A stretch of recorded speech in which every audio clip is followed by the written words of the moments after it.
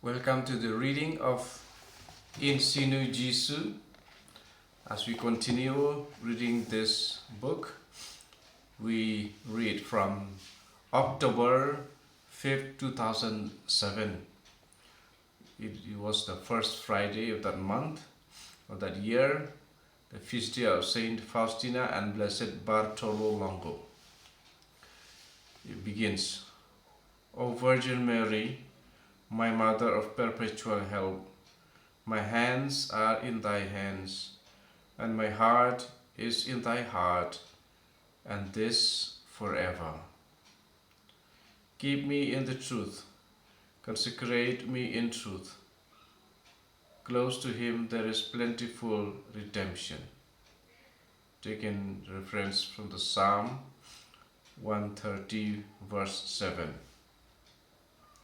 The spiritual redemption of priests in bondage to evil is the spiritual illumination of priests who live in darkness, the spiritual healing of wounded priests, and of all this by means of adoration of the most holy sacrament, by the presentation of priests to the Eucharistic face of Jesus, by the offering of priests to his open heart in the Eucharist. I feel, perhaps for the first time in my life, that I am fully in the truth. My whole life has prepared me for this mission, for this call to adoration and to reparation by a priest for priests. All the evil that I experienced and suffered and inflicted on others will be thus redeemed, not by me, but by him who is always working in the Eucharist to redeem back from sin sinners and those who have been wounded by sin. Et capiosa apud ium redemptio. Apud, that is to say, close to him in the Eucharist. In the framework of a classic Benedictine life, but one warmed by the burning furnace of charity that is the Blessed Sacrament exposed. I must make use of this passage in Europe to speak to those in authority over me.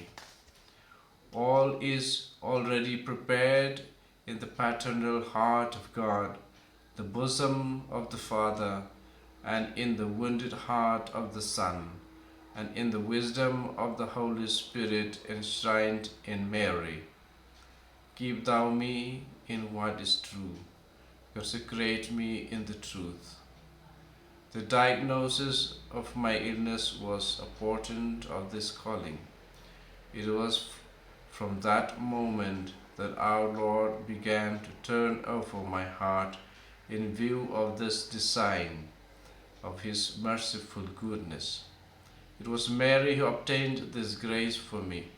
She wanted me to become for her another Saint John, living in her intimacy and in adoration of the most holy Eucharist. It was in effect Saint John who, with the Virgin Mary, adored and made reparation for the other apostles, John and Mary, and in the middle, between them, the open heart and the merciful face of Christ, of Jesus, the host.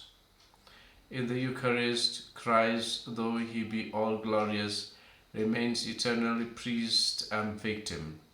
The offering that he makes of himself to the Father is ceaseless.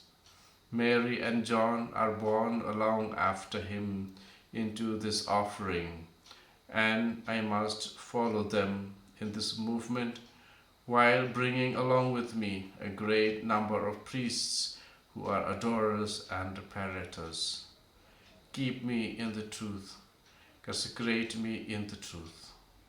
Psalm 69 was shown me as a rereading of my life, my past, my present, and my future.